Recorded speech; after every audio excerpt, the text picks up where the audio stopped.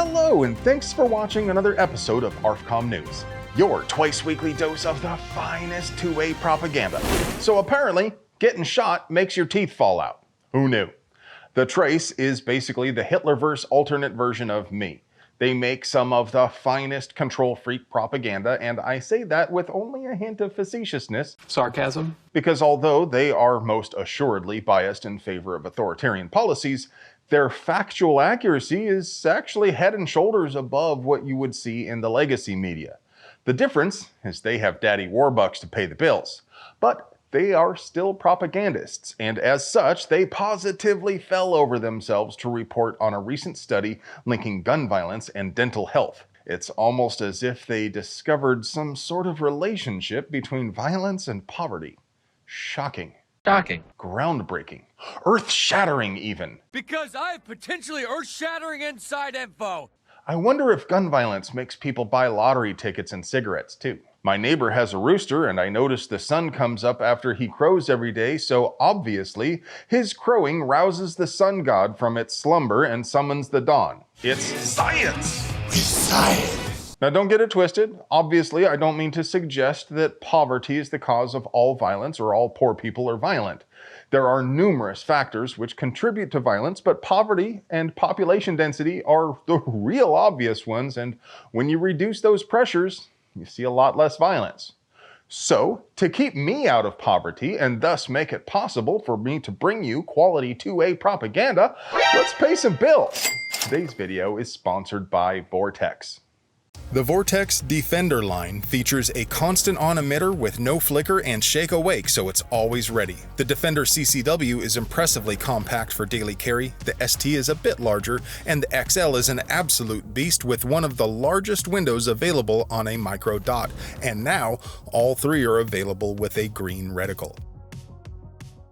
And by Springfield Armory. Imagine a 9mm carbine with roller delay action just like Kraut's Space Magic. Now imagine it didn't have garbage ergonomics. The revolutionary new Kuna from Springfield Armory gives you that roller delayed smooth recoil you're looking for, but it also gives you a reversible non-reciprocating charging handle and ambi absolutely everything. And by 1776 Insurance. Most homeowners' policies only cover up to $2,500 for firearms. Now, I don't know about you, but I've got more than that in just optics. 1776 gives you comprehensive coverage against breakage, theft, fire, and burglary for all of your guns, and you don't have to give them your serial numbers.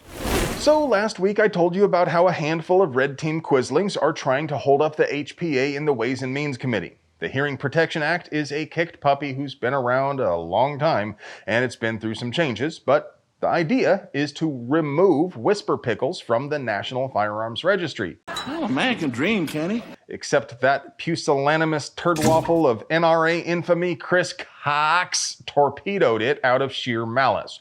Or at least that's what sources trusted by AmmoLand said. Cox wrote to AmmoLand and claimed he did no such thing, but would you rather believe the guy who brought you the bump stock ban, or this guy who gets up every day to kick ass for your gun rights? And I'm all out of bubble gum. Oh, don't get me wrong, Cox probably has some technical excuse for why his influence peddling wasn't technically lobbying. But if John Crump says Cox is the dude who pushed to sabotage the HPA, I believe him. So what did Cox do to the HPA? Well, He blew it. as it was a few days ago, it would have removed silencers from the NFA registry altogether, treating them just like any other firearm because technically that's what they're considered in both the 34 NFA and the 68 GCA. But with the new amendment, you would still have to register your can with the feds. It's just that the stamp would be free. It also appears they have abandoned the Short Act altogether. That would have removed short-barreled rifles and shotguns from the NFA too. Man, this deal's getting worse all the time. Now, if the spineless twerps who infest the Capitol had decided to compromise like that in order to push it past some opposition, I guess it might be somewhat understandable. Politics is all about the art of the possible, after all. We shouldn't allow perfect to be the enemy of the good. Except, there was no opposition. Spines! The red flavor has the majority, and theoretically, they're supposed to favor gun rights. So why did they turn and run? And that invites the question, well, should we support this new bill? Now, I'd like to hear your thoughts, but I say yes. A free stamp is still better than a $200 tax stamp, and the smart folks are saying we might still be able to get the bill fixed in reconciliation. But I'm wondering who benefits from the change. Gun control advocates would have lobbied to maintain the status quo, not to lower the tax. And you'd expect anybody in the industry to want to sell as many cans as they possibly could. So who would benefit from keeping the registry but eliminating the tax? The U.S. government, that's who. Now, some folks are claiming the new language leaves the tax for homemade silencers at $200, but I think they misunderstand how the tax works. When you make a Form 1 can, it's still a transfer tax. The language sets that tax to $0 for a silencer, so it wouldn't matter if you buy a manufactured can or build one for yourself. So no, you can't blame silencer manufacturers or sellers for this move. It really does seem like the Republicans obstructed themselves just for the sake of getting in the way. Here's an even tougher question. If the red team screws us, just like Lucy, every single chance they get, what kind of idiot would keep voting for them? That's it. There is no other option. Marion Hammer, former NRA president and creator of the Eddie Eagle program, is suing the NRA. So Hammer says the Brady campaign offered her $5 million to quit the NRA, but she turned around and told NRA leadership immediately. According to her lawsuit, they extended her contract for 10 years, but didn't pay her.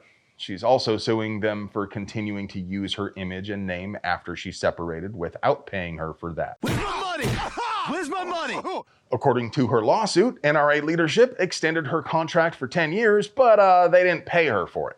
She's also suing them for continuing to use her image and name after she separated without paying her for that as well. Now, if I didn't know better, this whole thing would sound super shady on everybody's part. Am I wrong? I don't have to pick a side here, do I?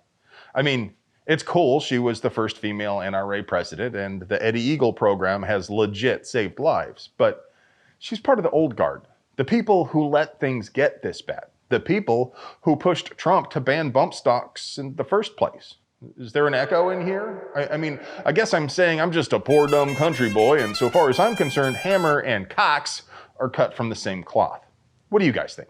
Did she get a raw deal? Am I missing something? The mayor and city council of Jacksonville, Florida are in hot water after a member of Florida Carry reported that city employees made him fill out a logbook with his personal info as well as the make and model of the gun he was carrying in order to enter the building. That's not just pointless, rude, and intrusive, it's also a flagrant violation of Florida statute, and the Attorney General has pledged to investigate. Predictably, the current mayor shifted blame to the former mayor, who batted it right back to her court, saying none of her employees ever did that. All I can say is that when the music stops, everyone left without a chair could get fined up to $5,000 and serve up to 5 years. Although realistically, what do you think will actually happen to those responsible? And one last thing before I give you your moment of zen. I just want to give you a quick reminder that we post every single episode on that other streaming site as well as on YouTube, so if you prefer to watch it over there, have at it. And now for your moment of zen.